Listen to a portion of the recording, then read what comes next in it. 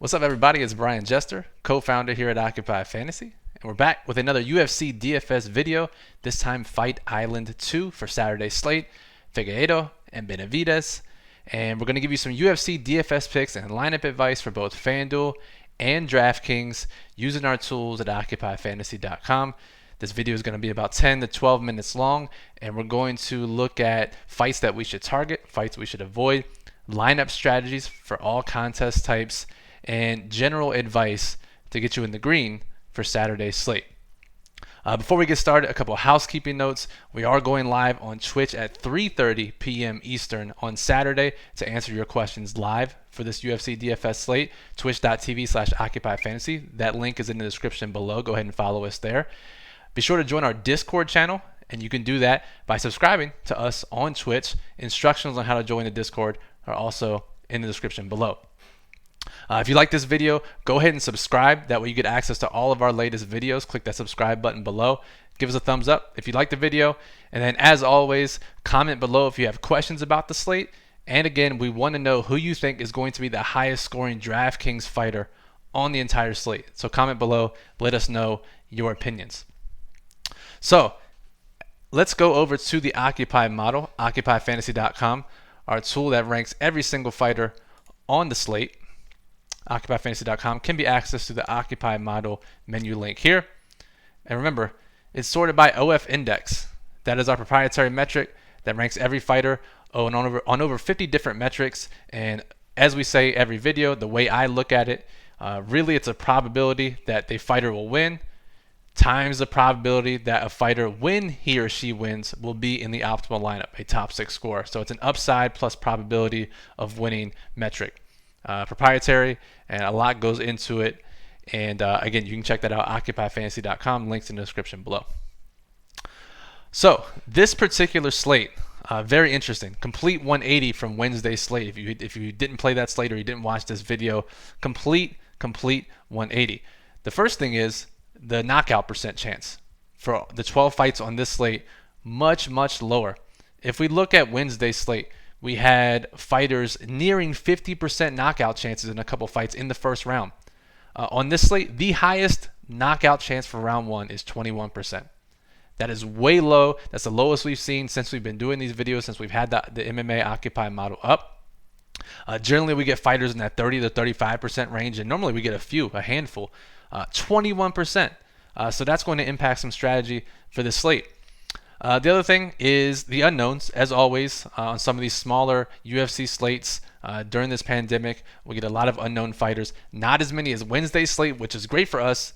But this slate, we have 4 fighters who are making their UFC debut. We have, let's just pull them up here so we know.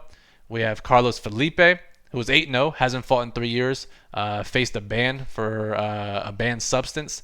He's coming back. There's very little tape on this guy. Hard to find if you're a hashtag film watcher. Tough to find it on YouTube. Almir Albazi fighting Malcolm Gordon. Both of these guys are making their debut. Albazi considered the better prospect. He is 12-1. And then we have Roman Dolidze right here, who is 6-0 with 6 finishes in his professional career, making his UFC debut. Absolute psychopath. I encourage you to go check out some of his videos. All right, so let's talk about the main event first. We're going to try to get through this quickly here.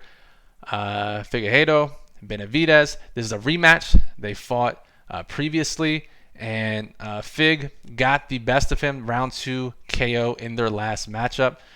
Both these guys are top 5 fighters on the slate. On a slate where we don't see a ton of knockout potential, not a ton of potential fantasy points. Remember, Wednesday's slate, 12 fights. We had 9 fighters with an OF index of 90 or higher. This slate, we only have 6, and it turns out that 5 of them are in the same fight, or in the same fights. Figueiredo and Benavidez, both top 5 fighters. Huge advantage with the 5-round matchup on this slate, considering the lack of upside in the other fights. You want a ton of exposure to this fight. If you're making a handful of lineups, you probably want one or the other in all of your lineups. Not both, but one or the other. If you're making more than a handful of lineups, you're making 20, 50, 150 or more, you can definitely have some lineups where you don't have the main event. But for the vast majority of you making just a couple of lineups, you want one of these two fighters. Now, our model prefers Figueiredo with the higher knockout percent chance and the money line at minus 225. But again, both these guys are in play, and we expect Figueiredo to be literally the highest owned DraftKings player by a pretty decent margin. Same on FanDuel. Reminder that our projected ownership is updated constantly until the slate begins. DK ownership provided by MMA DFS.com. FanDuel, MVP, and Flex ownership provided by us here at Occupy Fantasy. Okay, let's sort by DraftKings price. And in the model's opinion, in our opinion, maybe the worst 9K plus salary play in DraftKings history.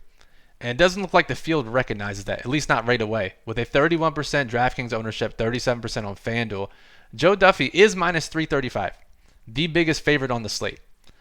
However, his upside, even his likelihood to win despite the money line. This guy has fought once since 2017. His last two fights have been L's. Granted, he's facing an unproven opponent in Joel Alvarez. But again, this is, I think this is a pretty good lever spot. If we sort by OF index, we see Duffy all the way at the bottom. A bottom 5 fighter. That rarely happens for a 9K fighter on DraftKings. Very rarely does that ever happen. Very rarely does that happen with a guy who's minus 335 on the money line. In fact, I say rare. It's never happened in the model.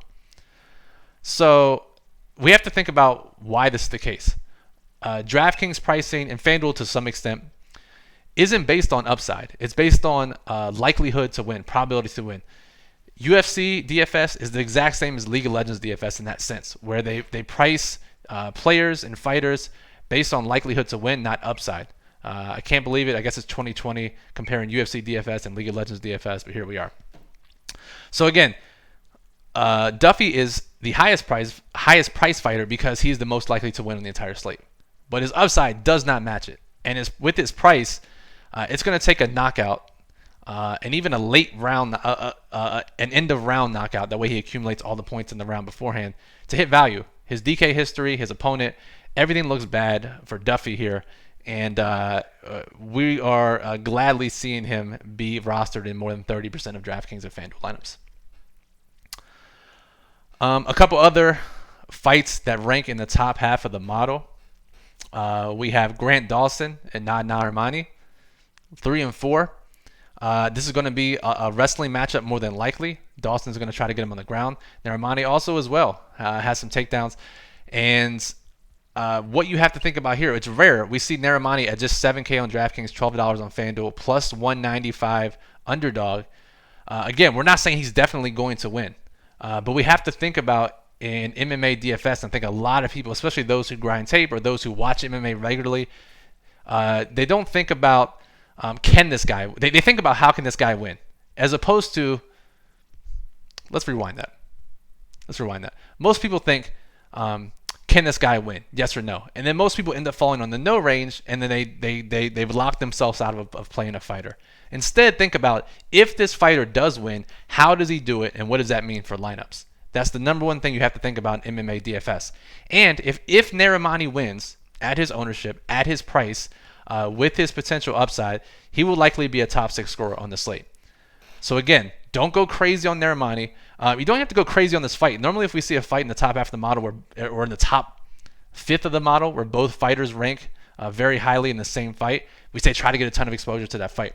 But again, it's not like these guys have crazy high OF indexes. 102 and 93 are good.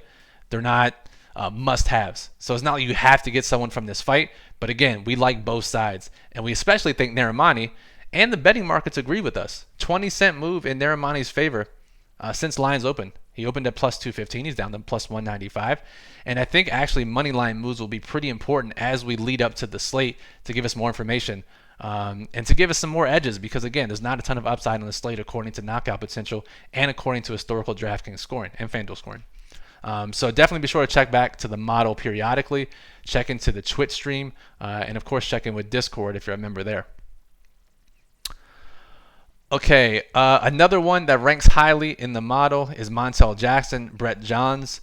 This should be a wrestling matchup. Both guys have wrestling upside, takedowns, advances. Obviously, Jackson is the preferred fighter here as a minus 225 favorite, but once again, the model sees something that aligns with the betting markets, as Brett Johnson has seen a 40-cent move in his money line since odds have opened, down to plus 175 now. And again, 7,100, $12 on FanDuel. Like Narimani, another great cheap play in the event that he gets the upset. Okay, one final thing that we have to talk about here is targeting unknowns, right? Especially on a slate with no upside. I keep saying this. Unlike Wednesday's slate, where we had tons of knockout potential, tons of potential high-scoring fighters. I feel bad for the slate. It's like talking about your ex all the time. Well, the last slate had all kinds of knockout potential. Yeah, I understand. Every slate's different, and we're gonna have to approach this as well as we can. So everyone's in the same boat approaching this slate. Every lineup is in the same boat. So again, by looking at unknowns, we could potentially get an edge. Maybe there's upside hidden there that the betting odds don't know about, that DraftKings and FanDuel pricing don't know about, that most DFS players don't know about because of availability bias. That is a huge bias that it infects a lot of DFS players, sports bettors as well. Go Google it if you want to learn more about it, but availability bias essentially says that you place more weight on information that you have compared to information that you don't have. When in reality, there shouldn't be any bigger of a weight. The information is there. Just because you've seen it doesn't mean it should count for more. And a lot of people have that issue. So like Carlos Felipe, a guy we have no tape on basically, a lot of people are going to, because they don't have that tape or that data or that information, they're going to be biased against him and have the availability bias and choose to roster fighters that they've seen more of, that there's more data for. And that can be a big edge. So looking at the 4 fighters that have unknowns that we talked about earlier, and even looking at some of these underdogs in some of these lower class fights, can be big edges. So maybe that's a way we get some upside on a slate like this. I mean, we talk about guys like Gordon, Alvarez against Duffy, even Lipsky and Carolina. Carolina only has 1 UFC fight. And again, just while we're looking here, Carolina, as the underdog, ranks much higher than Lipsky, so a potential leverage opportunity there. I mean, we talked about Felipe, a lot of these guys. Who else here? Askarov has 2 fights under his belt. Albazi, of course, we talked about. So lots of options here as far as unknowns that we could potentially get more leverage on, as opposed to just playing DraftKings plays that historically haven't scored well. Looking at you, Joe Duffy. All right, that'll do it for this video. Actually, real quick, before we get out of here, we always have to say, if you're playing the DraftKings high-risk contest, try to leave money on the table. I was able to have one of the highest unique percentages of my 150 lineups in the DraftKings GPP. Leave more than $1,000 on the table, especially on a slate like these where we have unknowns. Maybe this time I'll win a main event. For those who weren't aware, if Dan Ige won the main event, I won the DraftKings GPP for $45K. Did not happen. We're going to fight to get back to that this Saturday. FanDuel, just use lower owned MVPs. That's literally it. That's all you have to do. If we look at FanDuel MVP, with the lack of knockout potential, we're going to see Figueiredo approach 25-30% probably. I feel this is a little low at 20% MVP spot. So guys like Dolidze, guys like Grant Dawson with finishing potential. Let's see here. Who else? If you sort by KO percentage, Spivak against Felipe. Felipe himself as a heavyweight, potential first-round KO. Couple guys here.